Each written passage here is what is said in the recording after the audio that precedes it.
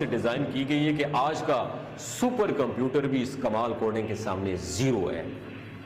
قرآن کی یہ سورت صرف 10 الفاظوں پر مشتمل ہے، جس کی پہلی آیت میں موجود حروف 10 ہیں۔ اسی طرح دوسری آیت میں بھی ٹوٹل حروف 10 ہی ہیں، پھر آخری آیت کے حروف کی تعداد بھی 10 ہے۔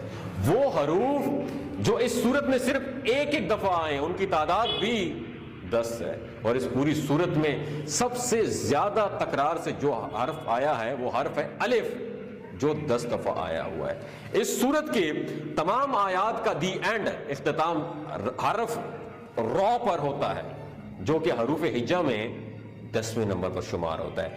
قرآن مجید کی وہ سورت ہے سورت کوثر جو صرف را پر اختتام پذیر ہو رہی ہے، ان کی تعداد بھی اسی طرح 10 ہے، جن میں سورت الکوثر سب سے آخری سورت ہے، اور اس سورت کی ہر آیت میں موجود دوسرے لفظ کا اختتام قاف پر ہوتا ہے، اور یہ تینوں الفاظ 10 مختلف حروف سے مل کر بنتے ہیں۔ جیسے کہ پہلے میں ذکر کر چکا ہوں کہ اس سورت کی ہر آیت کے دوسرے جو حرف ہے اس کا اختتام قاف پر ہوتا ہے، اور ہر آیت کے آخری لفظ کا اختتام را پر ہوتا ہے۔ تو یہ سمجھنے والی بات یہ ہے کہ حرف قاف کی نیومیرک ویلیو 20 ہے، جبکہ حرف را کی نیومیریکل ویلیو 200 ہے۔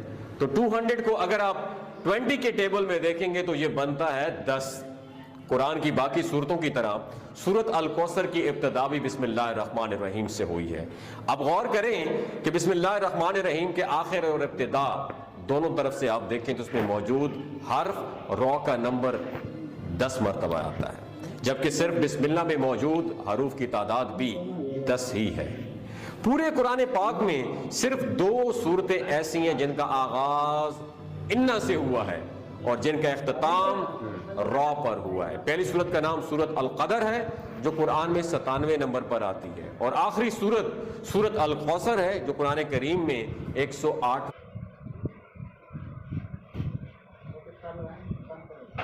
Remember the Kingfisher calendar? It's back.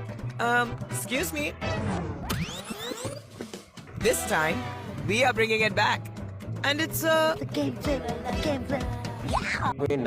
8ویں نمبر پر موجود ہے۔ اب ان دونوں صورتوں کے درمیان صورتوں کی تعداد بھی 10 بنتی ہے۔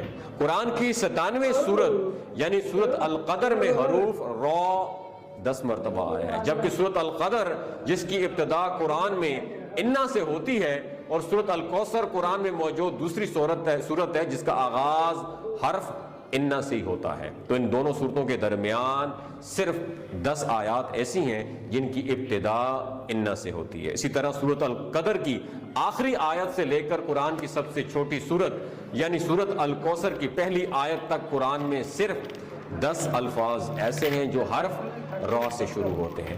قرآن کی سورت نمبر 97 یعنی سورت القدر کی ابتدا حرف الف سے ہوتی ہے، اور اس پوری سورت میں 10 الفاظ ایسے ہیں جن کی ابتدا حرف جو ہے نا الف سے ہوتی ہے، اور یہ قرآن کریم کی سب سے چھوٹی سورت ہے۔